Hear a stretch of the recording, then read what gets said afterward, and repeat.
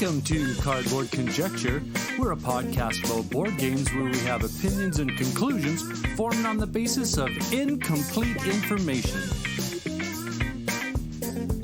This episode of Cardboard Conjecture is brought to you by these great Saskatoon businesses: Amazing Stories Comics on 8th Street, Dragon's Den Games on 8th Street, and Breakout Escape Rooms on Faithful Avenue.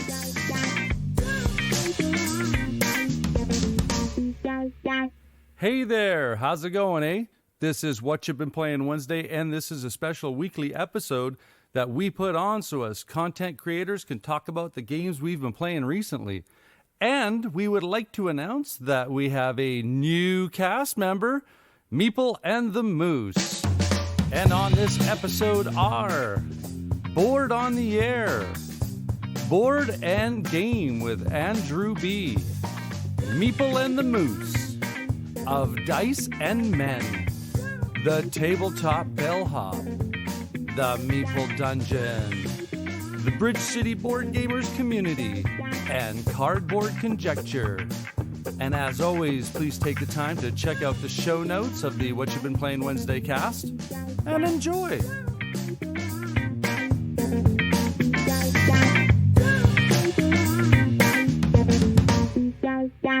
Hi, I'm David. And I'm Jordan. And we are Board on the Air, and this is What Have You Been Playing? It's been a while since we've been on, and we're going to talk about Blackout Hong Kong. This is an Alexander Pfister game. One of his, I guess it's about a couple of years old now. Yeah. Yeah. In it, the power's gone out in Hong Kong, and you were trying to save districts, I guess. Make sure everyone has what they need to function. Yeah. So it's card management, like a lot of Pfister games, multi-use cards, and a little bit of area control. Yeah. Yeah. In it, on your turn, you're going to start with rolling the die, whoever the first player is. Then you put your cards out in your spots, and you play up to 3 or 4 cards. Flip them over in the next phase, and you're going to get either resources or specialists that are going to give you an ability. After that, you're trying to fulfill objectives, and you use your resources to do that. Following the objectives, you're buying new cards. Those cards go into your hand. Or no, those cards go into your objectives. You're buying new objectives. Objectives can either be every time you refresh your hand effects, or new cards you can play, like new specialists or better resource generators. Yeah. There's 6 resources in the game. 4 of them you can carry over from round to round. 2 of them, water and food, are perishable, so they have to get transferred into coins or other bonuses at the end of each round.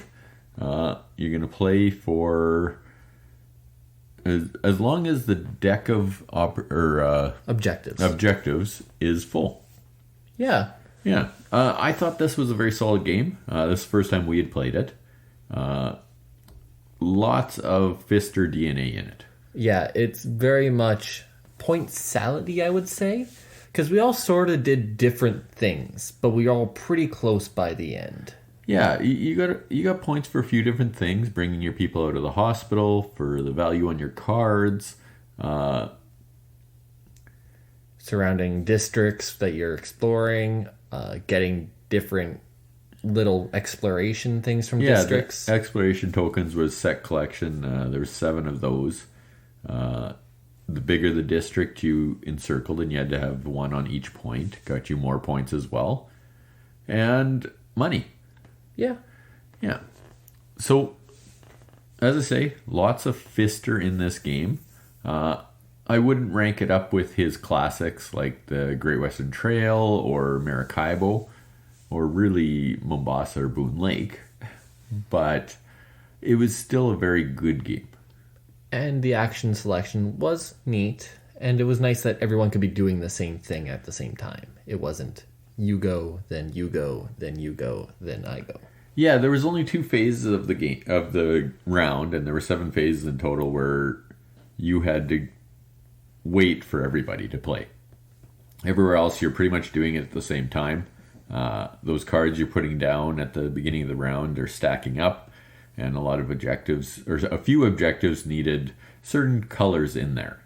At the end of each round, if you had less than 4 cards or 6, later on in the game, you could take one of those stacks back, and that stack had to be the most cards, or the biggest stack at that time.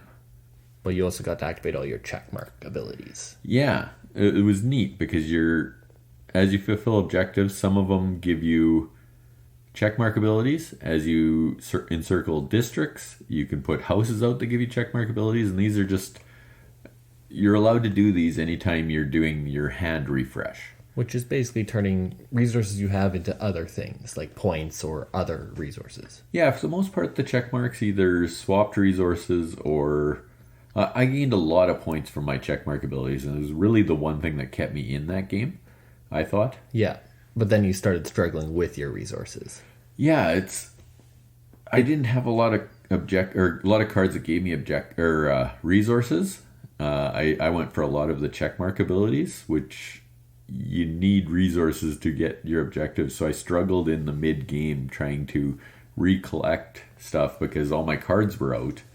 And I couldn't get the ones I needed back. Yeah, and you also had the situation where all your cards were also in the hospital for a little bit. I did have a large hospital ward, so when you go scouting, is where you get the scout coupons, you have to have GPS location, or symbols, and one of the cards you use ends up in the hospital each time. And it's kind of cool that it's random. You sort of shuffle your cards up, hold them out to your neighbor, and he pulls one.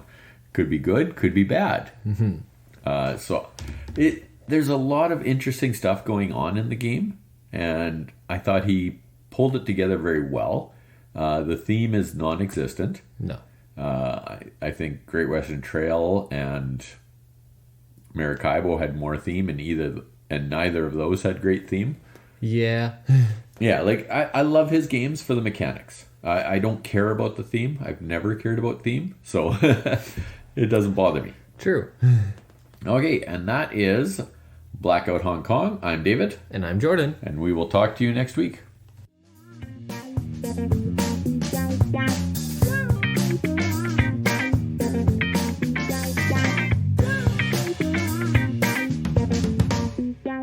Hi, this is Andrew Bucholtz of BoardandGamedotcom, and I'm here to talk about what I've been playing this week.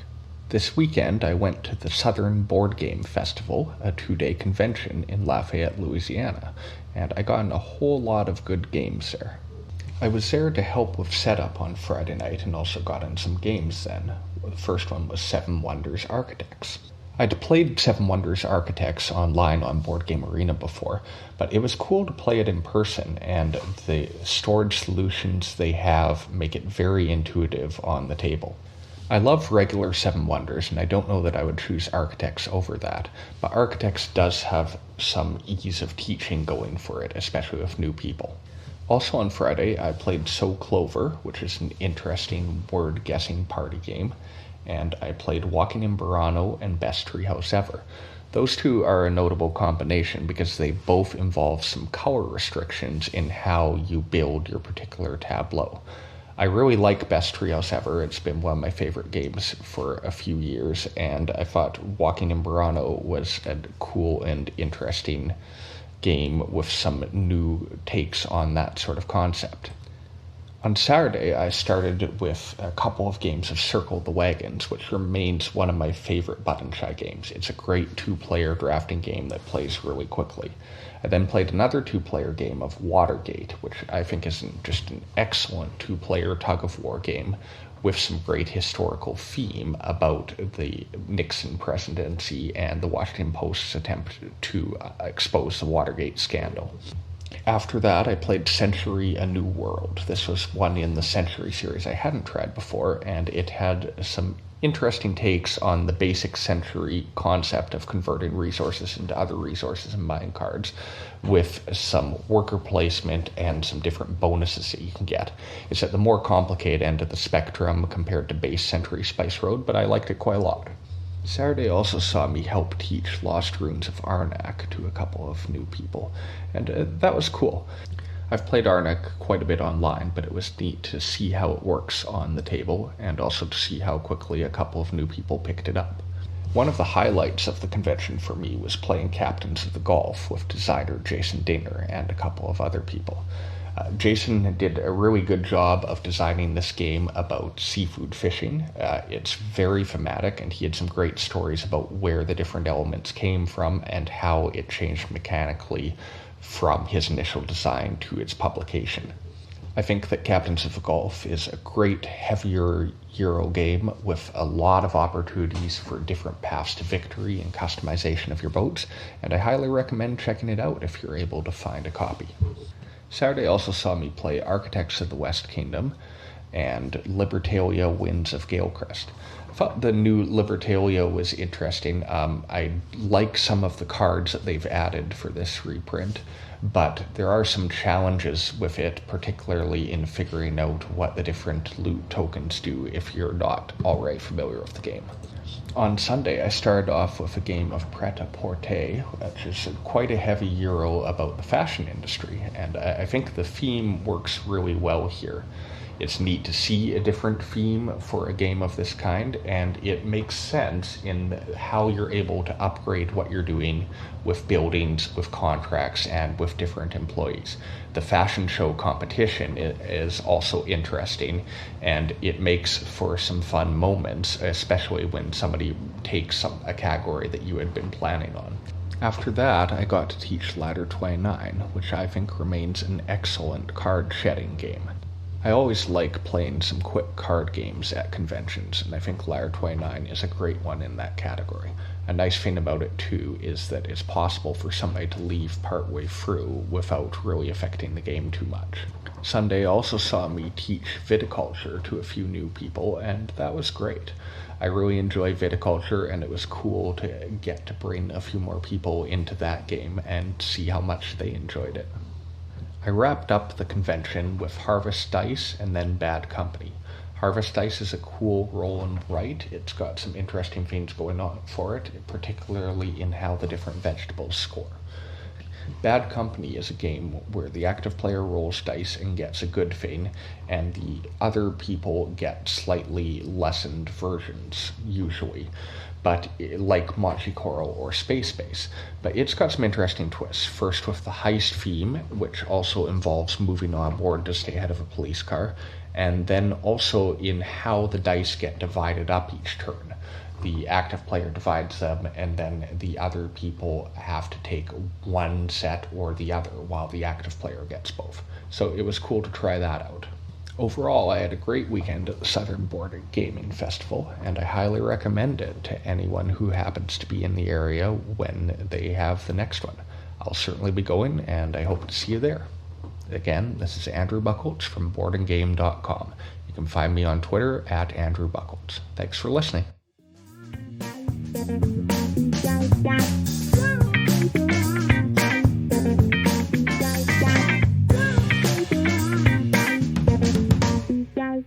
Hello, my name is Alex, and I write board game reviews over at meepleandthemoose.com. I find joy in discovery, and I'm always eager to play something new. This is my first Whatcha Been Playing Wednesday, so I'm just going to jump right into it. The first game I played last week was Unsettled by Mark Needlinger and Tom Matson and published by Orange Nebula Games. Unsettled is a space-themed game with a somewhat unique hook. The main core box contains the framework, which is all the components that will be common between the planets. Each planet is contained with its own small box and is said to offer significantly different mechanics, themes, and experiences. My first impression of Unsettled was that the production was really good, the writing was quite funny and charming, and if you don't like cooperative games, this is not going to change your mind. We only played the first mission of the first box, which had us exploring a planet, kicking up spore clouds, and becoming fungal hosts.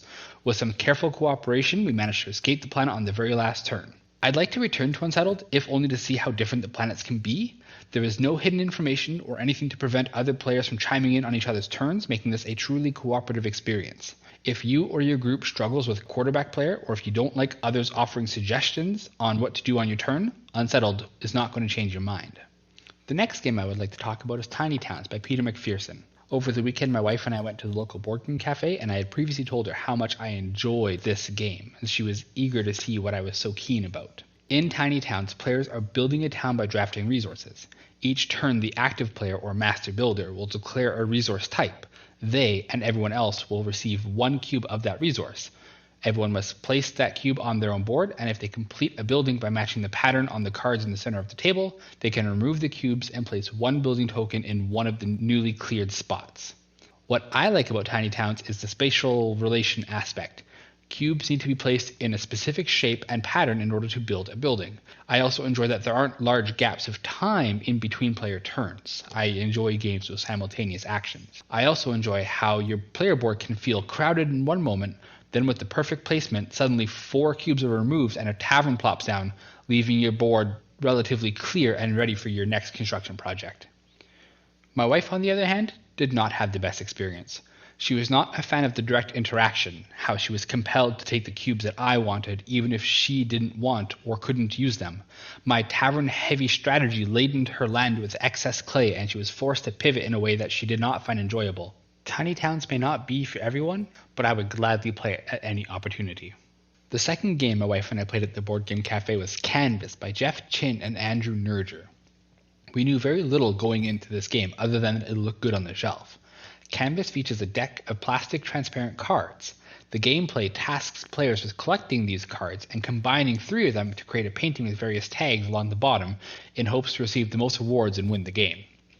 Canvas was a fast game with a charming hook. Layering 3 cards and slipping them all into a sleeve to create a work of art felt unique and interesting. In Canvas, the order that you put the cards into the sleeve really matters. Many cards will overlap their tags, and only the icons on the top will count, which gives players space to maneuver their way into and out of trouble. In our game, one of the scoring goals was to have exactly 1 color tag. I was able to layer my cards so that only 1 color tag was showing, but in doing so I also covered a bonus tag that would have netted me extra points for any texture tags on that painting. My wife and I both enjoyed playing Canvas quite a bit. It was cute, fast, and fun. It looked like it contained a good amount of variety in the variable scoring goals. In just one 2-player game, we saw about 40% of the transparent art cards, which I think is pretty reasonable. I don't think Canvas has a lot of strategic depth or space for someone to really master it, but for a light and fast game, it was quite an enjoyable experience. And that's all I have to talk about this week.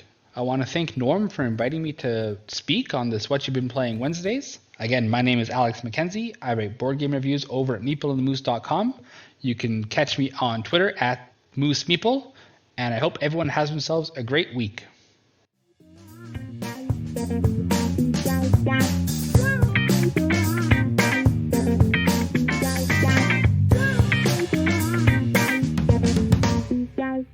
Hey everyone, Chad here from Of Dice and Men with my monthly-ish contribution to What You've Been Playing Wednesdays. It was a rather easy question to answer this week since I've had exactly 1 game take up the majority of my time lately, Role Player Adventures. Role Player Adventures is a 2021 release by Thunderworks Games, the same company that brought you the dice-rolling character-building board game Role Player. In Role Player, you take turns drafting dice, building stats, and buying equipment to create a character that you could easily port over to an RPG game. In Role Player Adventures, you go on that aforementioned RPG quest, taking your character through a series of adventures narrated by several hundred pages full of choose-your-own-adventure action. Role Player Adventures is like a lot of narrative board games that have come out over the last few years. It takes you and your teammates on a journey through a crafted fantasy world, asking you to make decisions and pick destinations along the way. In that sense, it really isn't all that different from the many options already available. Odds are if you liked playing Legacy of Dragonholt, Sleeping Gods, Tainted Grail, or other games in the space, you've likely already come to a conclusion about this type of gameplay. It either works for you and your group, or it doesn't. There's not a lot here that will change your mind. That said, Role Player Adventures takes that formula and improves it in a lot of ways. So much that it's one of my favorite entries in the genre that I adore. Here are a few examples.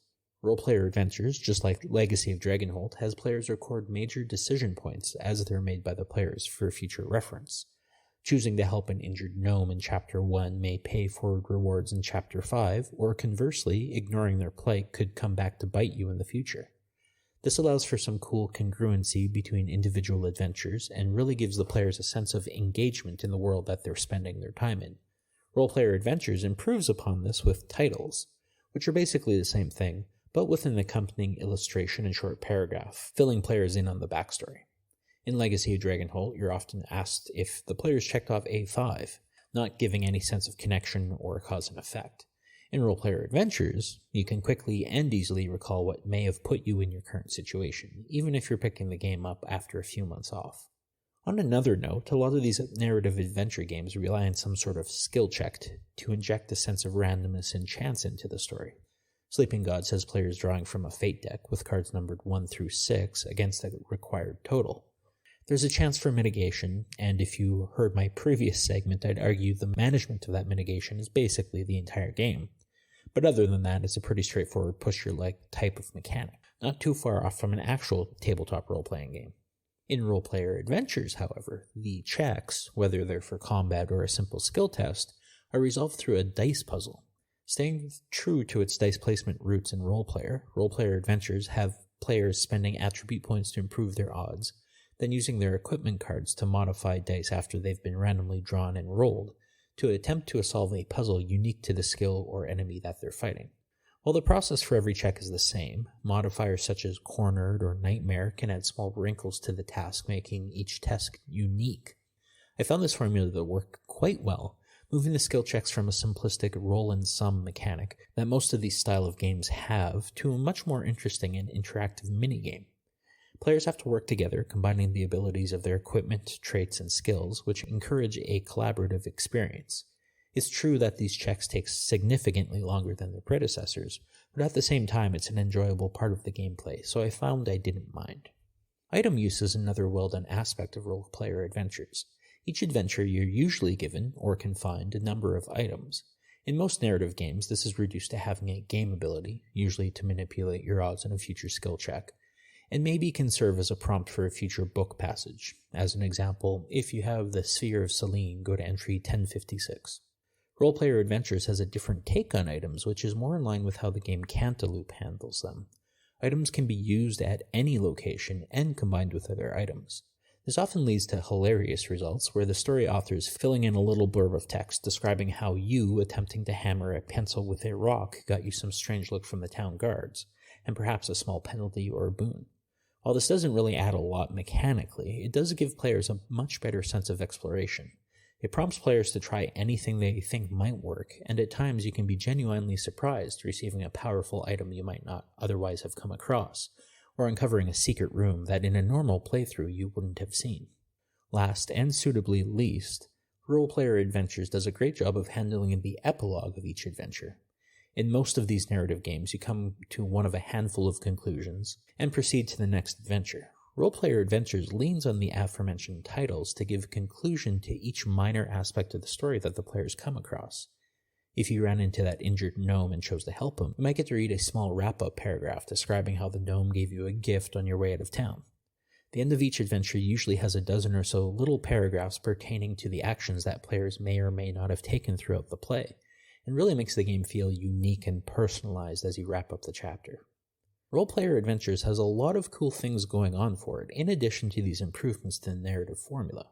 There's tons of content here, well over 1,000 pages if you have the expansion. You can use the players you roll in Role-Player as your seed characters in the adventure game. You gain unique powers and equipment during and between adventures, and so many other things. I'm about halfway through my first campaign, each adventure is taking about 2 hours, and there's about 11 adventures in the box, and I'm excited each night to sit down and see where we head next. Despite taking my time with it, it still feels like there's a number of things that I pass by with each adventure, and I'm really inspired to play it again. So that's me. Thanks for listening. Adam, Ryan, and I have recently recorded a few episodes of our podcast, Of Dice and Men. We recently had a live play and follow-up episode of El Grande over on Board Game Arena, and our soon-to-be-released episode focuses on how board games change in their first and final rounds. We hope you give us a listen on your podcatcher of choice. Have a great week.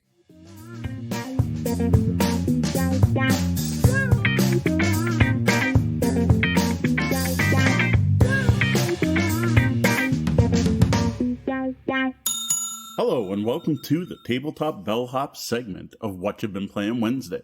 I am Moe T, the Tabletop Bellhop, your cardboard concierge, answering your gaming and game night questions and striving to make everyone's gaming experience better. If you got a gaming or game night question for me, send it to questions@tabletopbellhop.com, visit our webpage and click on Ask the Bellhop, or hit me up on social media where I can be found everywhere as Tabletop Bellhop, one word. Now the question I'm answering today is, of course, what you've been playing this past week. And wow, I've got lots to cover this week, so I'm just going to dive right in. So first up, Deanna and I took our first vacation in almost 3 years, which is why you didn't get to hear from me on the show last week. Now during that vacation, we got in quite a few two-player games, which ironically started with Racco. Yes, the classic card game about getting your set of cards in numerical order before anyone else. Now, they had a copy of Racco at a brewery we visited, and we decided to play through a round. Now, a round in Racco is actually quite long and took pretty much the whole night. It can take quite a while to get to 500 points in a game of Racco. While I've been a fan of Racco since I was a kid, I used to actually play with my grandmother who introduced me to it. Deanna, my wife, had never actually played it. In the end, she agreed that it's a really solid game for a mass market card game. Next up was Multiple Rounds of the Game from Pandasaurus. I thought this was a good follow-up as it's also about getting numbered cards played in the right order. Now what always surprises me about the game is just how well it plays with just 2 players. We played multiple rounds, and our best round we got down to 8 cards, which is actually a personal best for Deanna and I. Now I also brought a couple games off our pile of shame for this trip, one of which got played. The Blood of an Englishman from Renegade Games. This is a 2-player only card game where one player is playing Jack, trying to build a set of 3 beanstalks to grab different treasures at the top of each stock. And the other player is playing the Giant, trying to spell fee, fi, fo, fum, or at least get to show up in a pattern in the cards. Now, gameplay here is 100% open information and very asymmetric due to the different moves each player can take on their turns. While we were both really impressed by this game, it seems like a really solid game. It is quite thinky. The open information makes it almost a chess-like experience, and honestly, it just wasn't a good fit for a relaxing vacation day game. It just wasn't a sit around and chat and play games while on vacation and having a couple beers kind of game. That said, I do think this is a fantastic thinky game. If you are looking for a heavier, abstract game that's really going to challenge you and your opponent, you might want to check out The Blood of an Englishman. Now, the last game we got played while out of town on our vacation was Aquilin from Cosmos. This one, Deanna and I both still enjoy. It's a 2-player only abstract tile laying game, and I'm actually really glad we packed this one. One thing I can now say is you can easily play it on a bed. Now, for more info on Aquilin, be sure to check out our reviews, either on YouTube or the blog. Now, the other thing that happened this past week and why we got so much gaming in is that my podcast co-host, Sean, that's Sean from Hamilton, not Sean Hamilton, made it down to Windsor. Now, this happens infrequently enough that we try to get in as many games as possible while he's in town. And it ends up feeling like a mini game convention. So I started calling these rare events SeanCon. And you'll notice if you follow me on social media, I've been using the SeanCon hashtag, #SeanCon, to share the games we've been playing. Now, as the first SeanCon of 2022, we started off with a game of Disney Villainous. Now, Sean had been wanting to try this one to see if it's something his kids would dig. We all enjoyed our play of Disney Villainous. Sean was impressed by it and really impressed by how asymmetric it was, and we'll probably be checking out the game or its expansions. Now, we followed that by Lost Ruins of Arnak. Now, I taught Sean how to play this on Board Game Arena. He had asked to still play it physically just to make some parts of the game make more sense and get to actually touch everything. While learning games on Board Game Arena works, it's not the best way to learn a game. And I gotta say, our game of Lost Ruins of Arnak went really well. Sean loved it. We love this game. Sean left learning quite a few things about the game and thinks his plays on Board Game Arena are going to be even more enjoyable now that he's played the physical copy. So that was a win. Next up, I brought out a prototype copy of the Glory expansion for Draconis Invasion. Now, I don't know if you remember, but Draconis Invasion was Sean's best new-to-me game of 2021.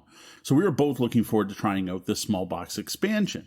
Now, this adds 3 new optional modules that were all welcome additions to the game. There are champion cards that add asymmetric powers, bonus cards that add endgame scoring elements, and invocations, which are special cards that let you store a card after buying it, adding it to your hand whenever you need it, which added a lot of tactical and strategic options to the game. To hear our full thoughts on this expansion, all you got to do is join us tonight for our live recording of the Tabletop Bellhop Gaming Podcast over at twitch.tv/Tabletop Bellhop. That happens at 9 p.m. Eastern, or you can just wait for the edited podcast to drop on Tuesday. Now, Tales from the Loop, the board game, hit the table next, and we tried 2 new scenarios, which sadly had the same problem that our previous plays had that I've talked about on the show before. Tales from the Loop, the board game, is super fiddly and extremely punishing. I am almost convinced that the one scenario we played, called Firestarter, is literally impossible to win with 5 players. Now, we finished up day 1 of Sean Con with a game of Charterstone. This is game 8. So what we did, having Sean there, we played our normal campaign with Tori, Kat, Dan, and I, and let Sean join us, because I wanted to be able to try out the rules for adding a charter and removing one. And I've got to say, it works pretty well, but it's very loosey-goosey, and can be very group-dependent, because there really aren't any hard and fast rules for adding a player. It's more suggestions, and like one of the actual rules is give the new charter a fair amount of glory, but it doesn't really tell you what a fair amount of glory is. And I can see lots of groups out there arguing over this, especially very competitive players. If you have a competitive group playing Charterstone, you're not going to want to add someone in or take someone out. You're going to want to play with the same group. Now, thankfully, we don't play anything really all that hardcore. So for us, it wasn't really a problem at all. And I think it's great that Sean got to actually see the game played and made some moves and got to play. And he'll be able to contribute when we do finally review it after finishing our campaign, which at this point is still going to be a few more weeks. Now, day 2 of Sean Con started with Dune Imperium, which we played a couple times. Now, Sean absolutely loved this game. I have a feeling this one's going to be a contender for this year's Game of the Year. Personally, I was just really happy at how much better Dune Imperium played with 3 players than it did with 2. I've got to say, Deanna and I really did not enjoy it with only 2 players. Playing with 3 has now redeemed the game for Deanna and I. Now, one of the things that really stuck out is all 3 of us are Dune fans. Sean, perhaps the biggest Dune fan of the group. And it was really cool to see all the little things they put in the game, their mechanics or card powers or places you go, where you really do see the theme, like why this card gets this ability if you know the book. So I thought it was really cool the way they did manage to tie the Dune theme to this. And the more I play, the more I see it. Now, maybe I'm a little biased because I did win both of those games. So that's a pretty good win ratio when it's playing just D, Sean, and I. Now, the final game for the first Sean Con of 2022 was Underwater Cities. And despite a rough teach, due to me only having played the game once before and pretty much forgetting everything, the 3 of us had a really good time playing this. It's a really solid game, a really solid engine builder. But man, those icons, there's so many of them, and learning the icons and remembering what they mean. And there's just a lot going on in that game. And what I find is that if you don't play it often enough, or if you don't play it a couple times in a row, it's really easy to forget what you're trying to do, the kind of combos you're looking for, what's important to do, and more importantly, what all those icons mean. Now, I'm not sure why it's so bad with Underwater Cities, maybe because it's kind of generic, but this seems to be worse in Underwater Cities than most of my other games. Like, usually if I've gone a couple months between playing games, I can pick it up pretty quickly. For some reason, this felt like relearning the game completely for the first time. That said, we did have a good time. I am really enjoying it, but I will say this does not kill Terraforming Mars for me. Now, finally, on Sunday, we decided to give Tales from the Loop, the board game, one more try with only 3 players before giving up on it, and I am glad we did. Now, this time it was with Brenda, Deanna, and I, and we tried the Light Fantastic scenario. So I've got to say to Free League designers, publishers, whoever wrote the rulebook for this, why did you not make the Light Fantastic the starter scenario? Instead, they start you off with Bots of Muck, which has you having to interact with every aspect of the game in the first game. Maybe that's what they're going for. But the Light Fantastic starts off with your parents. Something happened to your parents. I don't want to spoil it, but you don't have to worry about your parents. So you don't have chores to deal with. There's no chore cards. There's no having to complete chores. You don't have to get home on time for dinner. You don't have to worry about getting grounded. Now, on the bad side, you can't ask for a car ride. But removing that big chunk of the game, I found the game much more approachable, which was great for Brenda. And I honestly say, if you are going to pick up the Tales from the Loop board game, start with the Light Fantastic scenario as your first play. Now, added to the fact that this one was just more approachable, it also seemed very winnable, which was very different from the other scenarios we played. Not that we did win, but we were close. We were on a final hack and we kind of threw our eggs into one basket and well, they all cracked. Now, the one big problem with this game is the dice odds. We failed with a roll of 7 dice with a push, and that just shouldn't happen, but it did.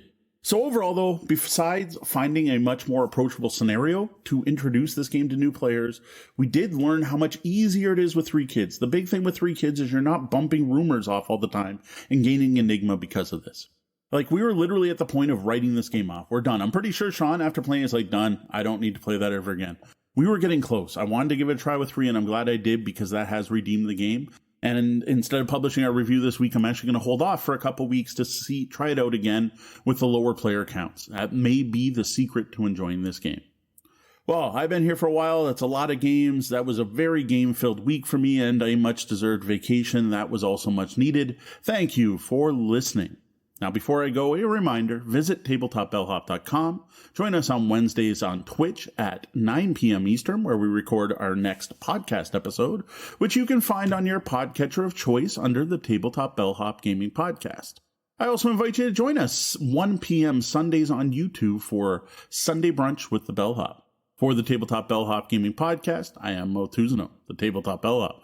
Good day, and game on.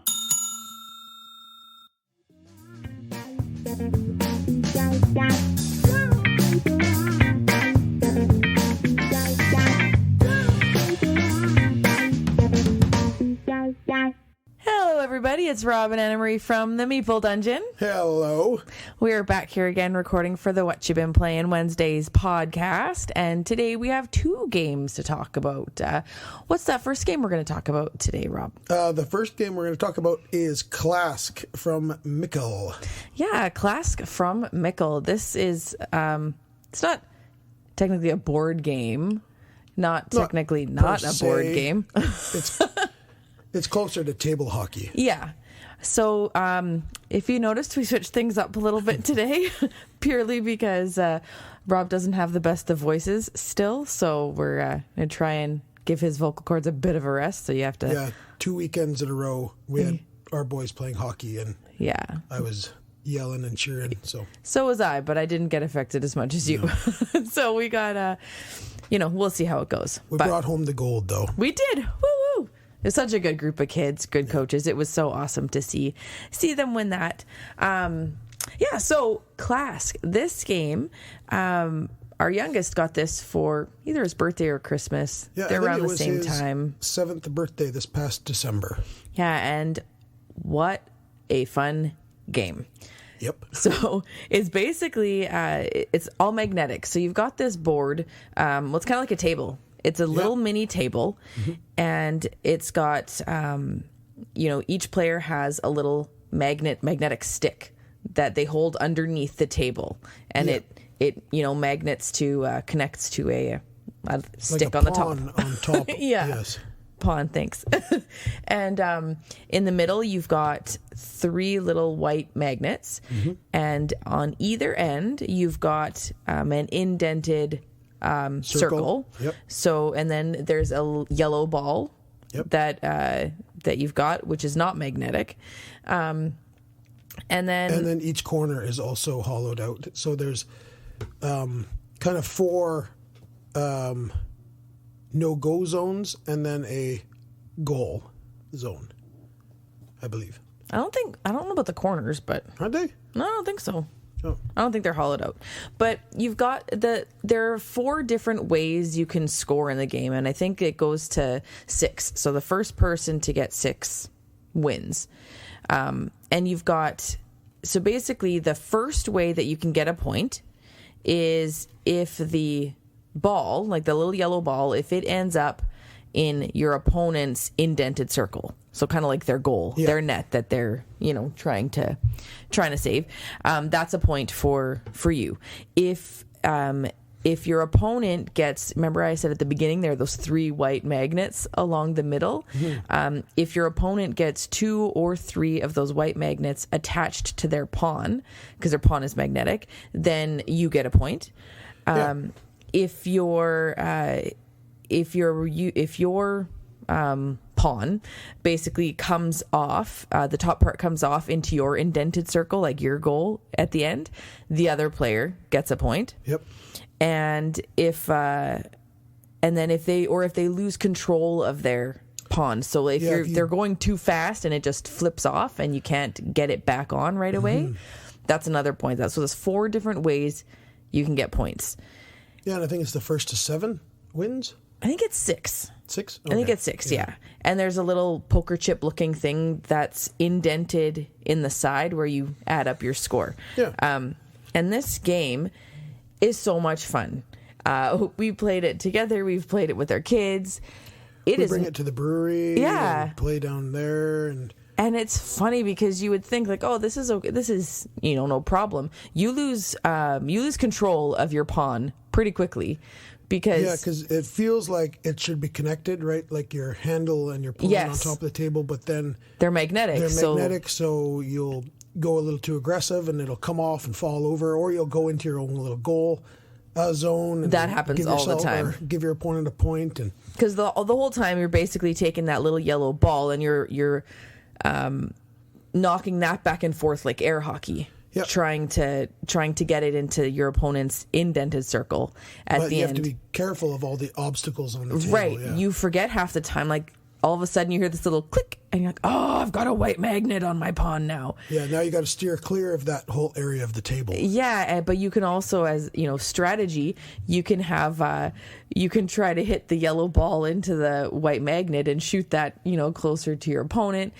And half the time strategy goes out the window because you get so intense and or heated trying just to hit, trying to get the yellow ball. You're focusing on that and not the other little things. And all of a sudden, I think they called it the striker, but your pawn or striker ends up in your own, and they call that a clask. I guess the sound that it makes, like clask, like it falling Is that in where there. It came from? I think so. Oh. But I didn't know that.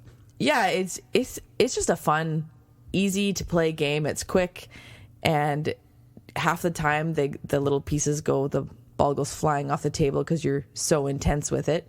But yeah, that's classic. And then if you like air hockey or foosball or anything like that, it's along those lines, just a lot smaller and kind of built to go on any kitchen table or take with you, really. Yeah, it's very compact. You can... Yeah, it kind of fits into a briefcase-style box. And you can bring it wherever you like. And we bring it down to the pub, and people like to watch. It's a good quality box. Yeah, it's a great game. And I was just looking through the instructions here again, and I didn't realize it before, but they actually have another version of it. And instead of being, a rectangular table, because it's a 2-player game, there are 2 strikers. They've actually got a 4-player version.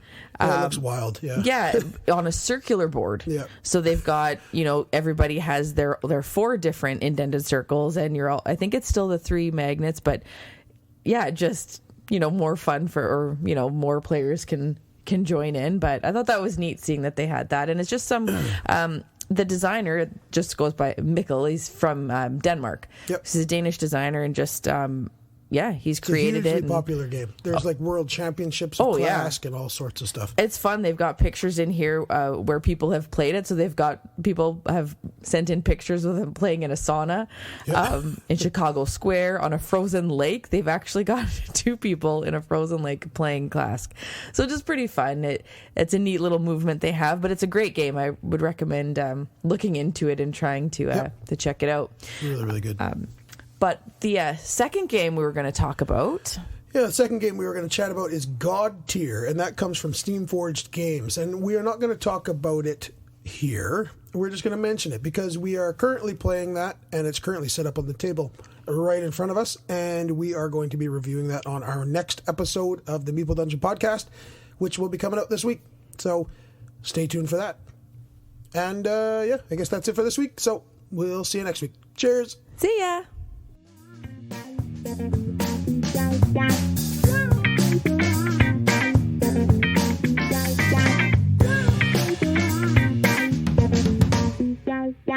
Hey there, Norm here from the Cardboard Conjecture podcast and Bridge City Board Gamers here in Saskatoon. And this is the time where we go and have a look to see what the Bridge City Board Gamers community has been playing. So what you been playing, BCB? Well, let's start off with Jason. I'm laughing because I see the picture already. No games this week. Life has been too busy, but I did get the new Isle of Cats expansion yesterday, and the picture shows the box open with several, I'm going to say 6 kittens, either in or hanging out, waiting for their turn to get in the box. What's in the box? Cats. So there you go. Well, I think I know what you might be playing, suggesting next week. So let's move on. Hans, we will just definitively say Terraforming Mars. Tabanusi, Origins First Builders, Dune Imperium, and Paladins of the West Kingdom. That is a heavy lineup. Well done. Tabanusi, I'm going to look into that. And Origins, that's published by, I think, Dyson Games. A European company, and they've put out, they've got had a good lineup here. Dune Imperium, yes, love that game. Brought to you by the makers of Clank and Paladins of the West Kingdom. And of the 3, I have the 3. I finally picked up Viscounts, and of the 3, that is the heavier. And I think it's one of my favorites. I have to get that back to the table and try it again. Eli, lots of Marvel Champions, and Fort with the Cats and Dogs expansion, I believe. Marvel Champions, they keep putting out hero decks, and I have to hold back. I have to hold back because I've got a lot to play with. I don't need to complete everything, I say to myself. Okay, so Jeff. Jeff has played Dune Imperium, Bitoku, Corrosion, Everdale, Maglev Metro, Mystic Vale, Origins, Paladins, Spirit Island, Tabanusi, all single plays except for Dune. So what a breadth of games, and holy moly, what a lineup too. The fact that all those rule sets were in your brain is quite impressive. And out of that list, I think what I want to get to the table that I haven't played in a long time that I have is Spirit Island. Oh, that's such a good game. And the solo, it's such an exceptional cooperative game because you can't quarterback because you got too much to think about on your own stuff. So it's checks all the boxes for me at least. Brian, Isle of Cats, Explore and Draw. Oh yeah, that's the roll and write version, isn't it? And Too Many Bones, Isle of Cats, Solar Storm, and Cascadia. Right on. Too Many Bones. That's Chip Theory Games. I have not played that. The people who own that game are diehard, not fanatical, but they love that game. There's no being wishy-washy on that one. And and the cost, there's a pretty good price point to that game if you want to get into it. But if you do your homework and that's the kind of game for you, then I have this feeling that it rewards you with the loyalty that you have to the game. So, Armand, Ticket to Ride, Japan, and Quantum. Quantum, that one's always, I've seen it. It catches my eye, and I've always kind of want to read the back and look into it. So I'm gonna check that one out. Jazz, tried out Attack of the Jelly Monster. I've not heard of that. That sounds awesome. That sounds like a bizarre game, and I'm gonna have to check that out. I'm gonna have to go to BGG and do some homework. Cool. Tim, 5 Tribes, solid Days of Wonder classic. It's based on that whole Mancala, dropping meeples as you go. Kind of the. It's you look at the board and it's like a Jackson Pollock painting of different colored meeples. And if your brain is able to organize it and pick up the meeples and drop them off Hansel and Gretel style, reverse, I guess, because they're picking up breadcrumbs, but dropping off those meeples in a trail to where you end to collect the maximum efficient formula of this whole Mancala it'll either break your brain or your brain will reward you big time, because that's a fantastic game. Marianne, nothing. Reowning the game room. So I think there's some plans going into place. And you know what? You got to beautify your space. Scott went to AirCon, jealous, this past weekend and missed last week. So lots to catch up on. So here we go. Get ready for it. I'm going to open this up here. So continued my number one highlight of the week, our online D&D campaign, The Dragon of Icespire Peak. Right on. That's the Essentials box set, I believe, campaign. Nearly had a total party wipe. Oh, TPKs, total party kill. That's dangerous. But fortunately, one of the two healers was just outside of the range of the area effect. Yeah, there's a brow wiper for sure. Also continued my number two highlight, our ongoing play through the Mad Titan Shadow campaign for Marvel Champions. We finally took down the Mad Titan himself and have moved on to the next. Really interesting and fun challenge.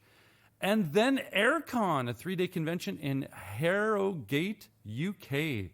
Oh, I'm so jealous. But it's awesome. I'm so glad people are getting out to go to some cons and talking about it. Many games played, so Watergate, Almaty, Streets, Echidna Shuffle, Kanagawa, The Great Dalmuti, Brian Boru, Brick and Mortar, Just One, Push, Craftwagon, Fleet the Dice Game, The Loop. But the highlight of the week was getting to play a demo round of the new game in the Villagers Streets trilogy by Harkon Gardner called Moon.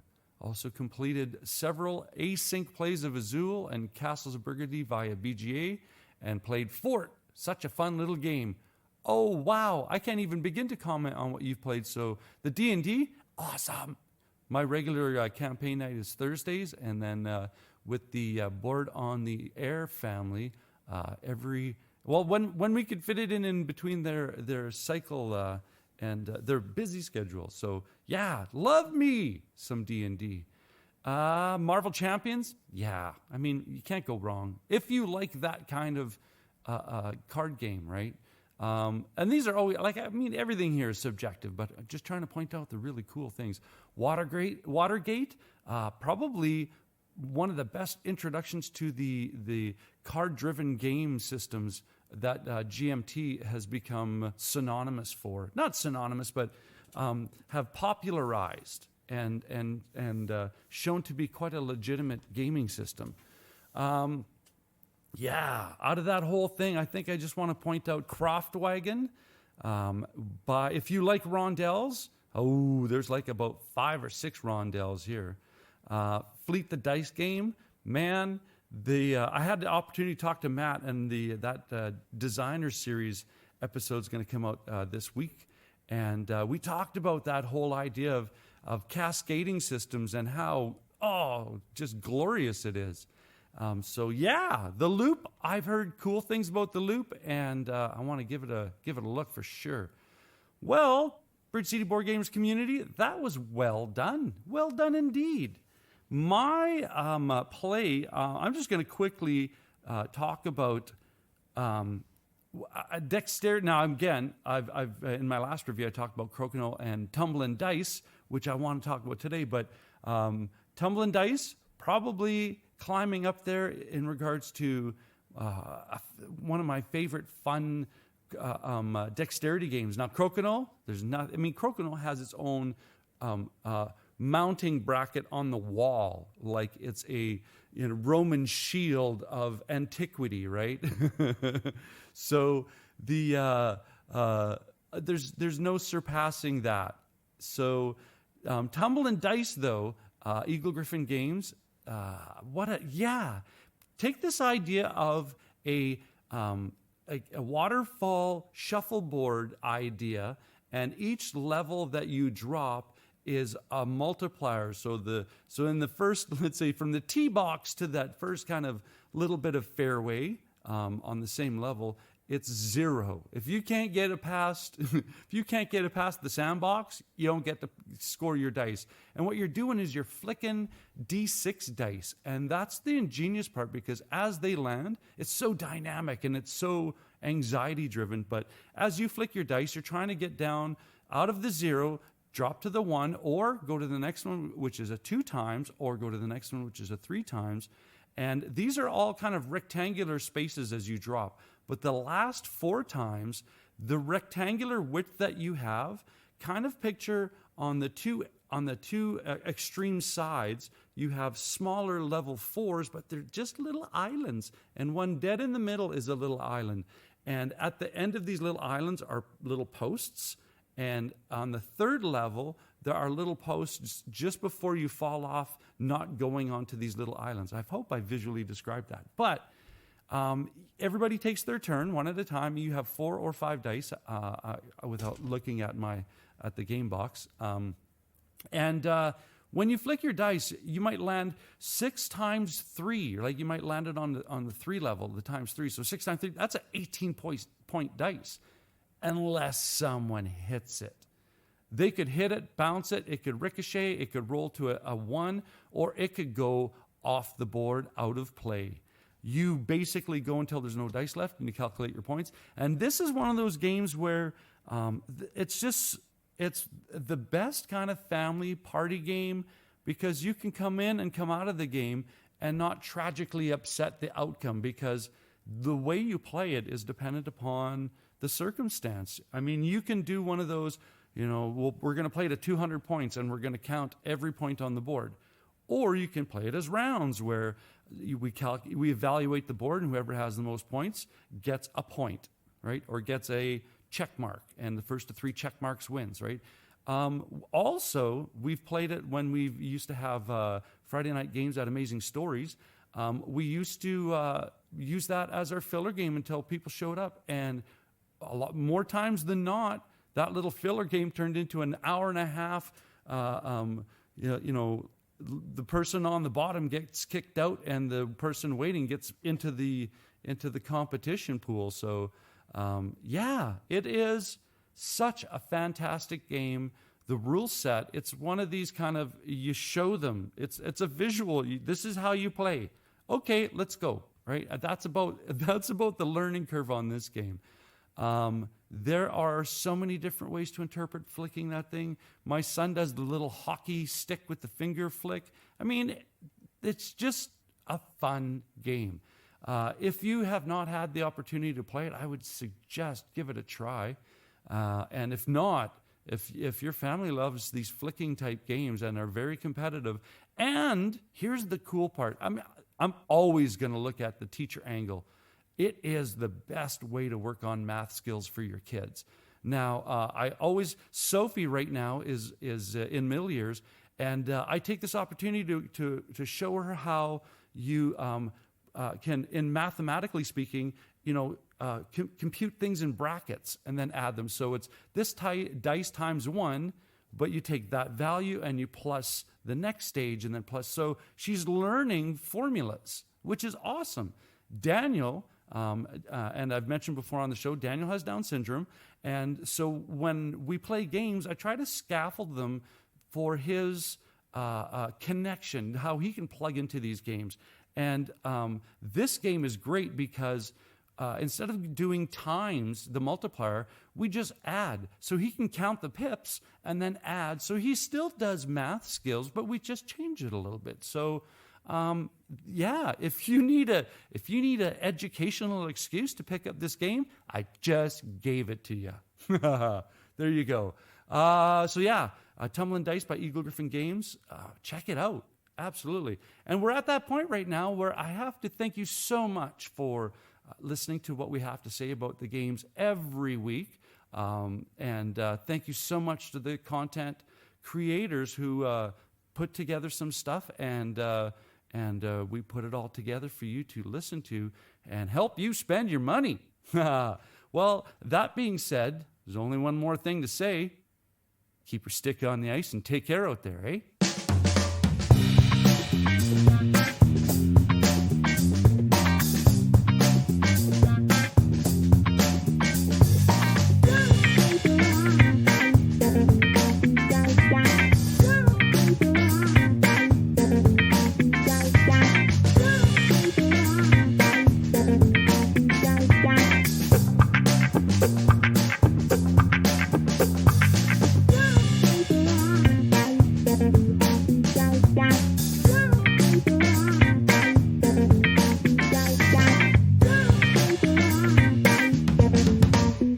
Bye.